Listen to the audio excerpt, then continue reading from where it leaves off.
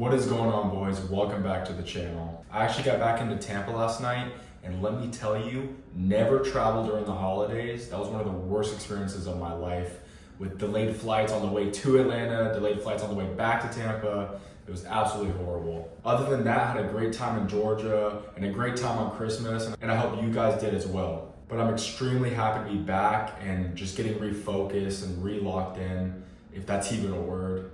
So for today's video, and since we got such good feedback on the last PowerPoint style video, I figured we'd do another one. And this time we're gonna be going over how to build your dream life. And best of all, we're gonna be doing it in 5 simple steps. I feel like there's no better time to do this than a couple days before New Year's, because if you go ahead and do the steps that I have in this video for all of 2025, by this time next year, you could be potentially living your dream life.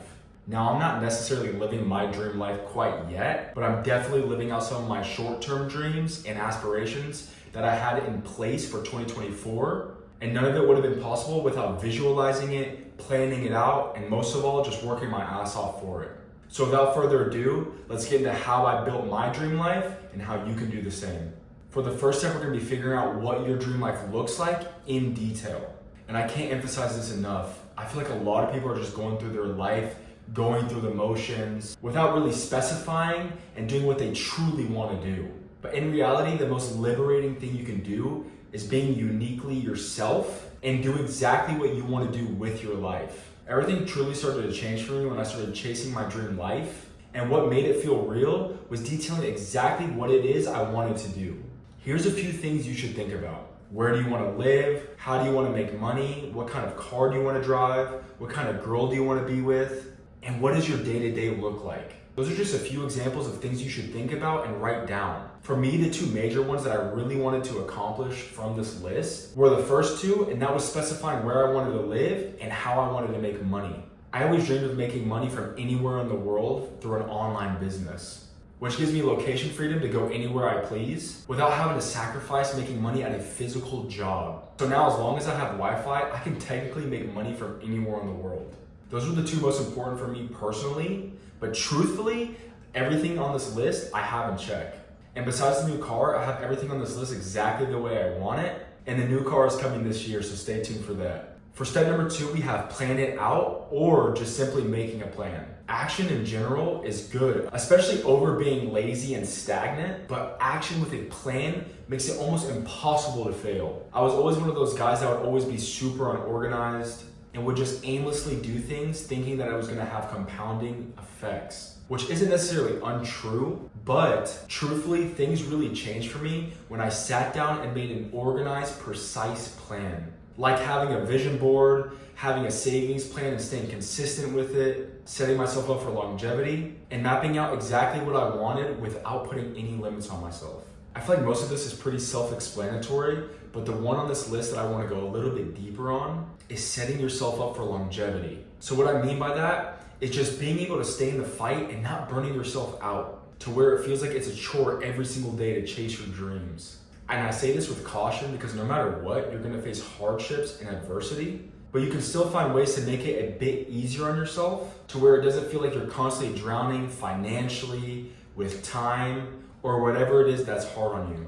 For example, a few years back, I actually had an apartment that I was renting for like $2,200 a month. And at this time, I wasn't making much money. So after paying bills like rent, groceries, and things like that, I was pretty much broke every month, living paycheck to paycheck. So when planning out my dream life, I realized that I was gonna have to make certain sacrifices to be able to save money. The plan me and my girlfriend made was ultimately deciding to move into her parents' basement, and thankfully her parents let us live there rent-free, which I'm forever grateful for, and it put us in a position to where we could save tons of money. That's just one example of how I set myself up for longevity, and hopefully that can give you an idea of what kind of sacrifices you should make to be able to help you on your journey. Next up, for step number 3, we have network is net worth. And if you live under a rock and you've never heard of this quote, it basically means that relationships and connections you have can directly impact your wealth and financial success. And this is so important that I had to make it its own slide. As soon as I got around like-minded individuals, it changed everything for me.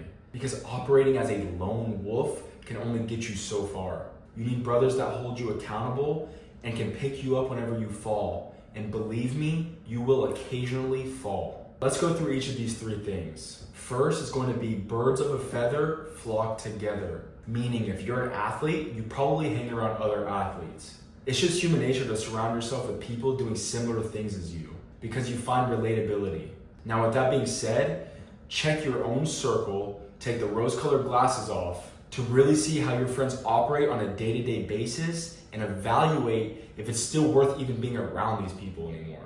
And a good way to find those people doing the same thing as you want to be doing is by putting yourself out there on social media, by posting on Instagram, or following people doing the same thing as you. And I guarantee you can make connections that way. And the next thing we're gonna go over is finding mentors that are living your dream life.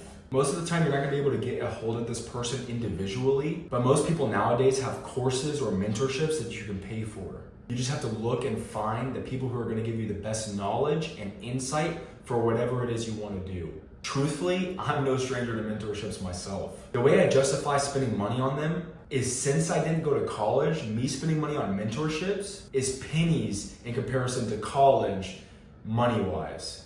Plus, it's a lot easier and faster to get the information that I'm looking for because you're literally learning from a person with real-world experience on how to do that thing that you want to do. Now, lastly, and a tough pill to swallow, is not everyone wants the same thing as you.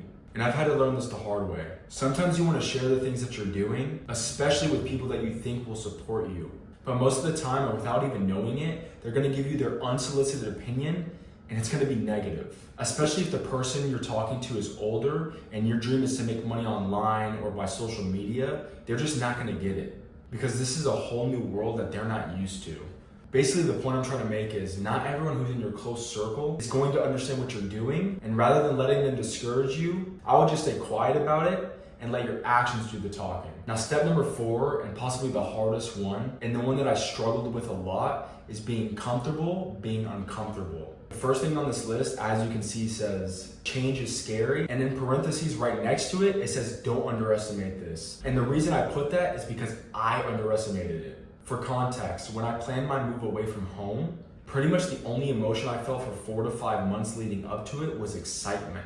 I felt like that all the way up until I got to the leasing office here in Tampa. And then everything changed. As soon as I walked into the building and met with the leasing agent, it was a holy shit moment. It felt like I had made a huge mistake and every ounce of my being wanted to just go right back to the U-Haul truck, beeline it straight back for Atlanta and everything familiar. But if I had to say, it was probably that I was doing something extremely uncomfortable and something that I had never done up to that point in my life. Now, of course, all that fear went away when I came into my beautiful apartment and I got settled in. But that's the point. Change is only scary in the beginning, but once it becomes the new normal, all that fear eventually subsides. So if at first you feel like you're in fight or flight mode, the best thing to do is just give it some time because before you know it, that fear will no longer affect you. Now moving on, we have your new life will cost you your old one, which cannot be more accurate. Me making all the necessary sacrifices like friendships, video games, drinking, smoking, all the stuff that I always talk about in my videos, completely changed my trajectory and the speed of which I got to this point in my life. And this is extremely satisfying because now when I see people I haven't seen in a couple of years, they always say how much I've changed physically, mentally, or even the way I talk apparently. And the reason why I say it's satisfying, and not to sound like an asshole or anything, but because most of the time those people really haven't changed much. They're doing the same thing they've been doing for years that haven't gotten them very far in life. And seeing people that I was really close friends with, who I easily could have been right there with, makes me realize that all of this sacrifice is so worth it. For the third thing on this slide, and for those who have been extremely locked in lately, or who's a gym junkie like myself, will understand this next one very well. And if you aren't familiar with this next one, hopefully this prepares you for what the future may hold. And that's feeling like you've hit a plateau. And when it feels like you're at that plateau, the best thing to do is just go harder. There's so many times I feel like I'm on autopilot in my business, in the gym, on my diet. It's almost like I get complacent. So whenever I feel like I haven't made much progress, whether that be for 2 weeks or a month, I always amp up the time I'm putting into my business or how hard I'm going in the gym or whatever it is I feel like I've hit a plateau with. So when you hit those plateaus, just remember, the key is to just go harder. Now last but definitely not least, Step number 5, execute and stop waiting for permission. And most of all, stop waiting on permission from yourself. Meaning, everyone feels like they have to be at this certain point to do the things that they dream about on a daily basis. But the truth is, there's no perfect starting point. Now, I've personally fallen victim to this in more ways than one. But the main thing that I always did this with, that I feel like I had to be at the perfect starting point to do, was this YouTube channel. When I tell you guys I've been wanting to do YouTube for years, I mean years. For God's sakes, I can think back to when I was 13 or even 14 years old, thinking to myself, man, I would love to do what that guy's doing. Or even a year and a half ago, thinking the same thing to myself, but only the feeling was stronger this time. But still, I would say to myself, oh, I'll just wait till I have more time, or I'll wait till I'm at a certain financial point so my videos are super cool. But in reality, if I would have just started then and faced my fears, I'd be so much further along with this channel. So moral of the story, whatever that thing is that you have a burning desire for, just start it. I promise you, your future self will be thanking you. Second on the list, which kind of coexists with the last point that I just made, is inaction will be the death of your dream life. You sitting there scrolling, watching other people live your dream life, as if it was you, is giving your brain the dopamine that it craves. So instead of just sitting there and just letting this happen for another year, just put one foot in front of the other and just start, no matter how small that step is. And before I wrap this video up, the last thing is just staying quiet about your plans. And that's because not everybody is rooting for you. I already kind of touched on this in step number 3, but the harsh reality is most of the time, and especially if you've known the person for a long time, is as soon as you start trying to make something of yourself or better yourself, they either A, won't support what you're doing, or B, outright just be a hater and make sly, snarky comments about what it is you're doing. And I've personally dealt with this, especially as of late. And without saying any names or talking about anybody in particular, I'll just leave it at this. The people that are closest to you will be the ones that never show love because of the simple fact that people want to see you do good, but never better than they're doing. So instead of chasing their own dreams, they just pick the easier route of hating on you and trying to pull you back down to their level.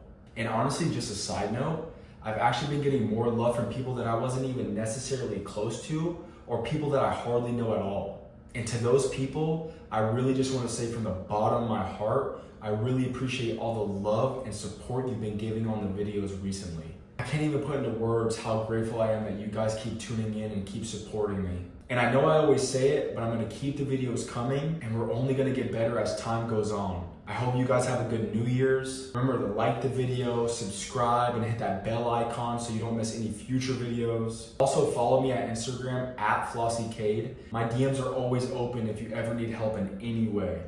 I appreciate you guys tuning in, and I'll see you in the next video. Peace.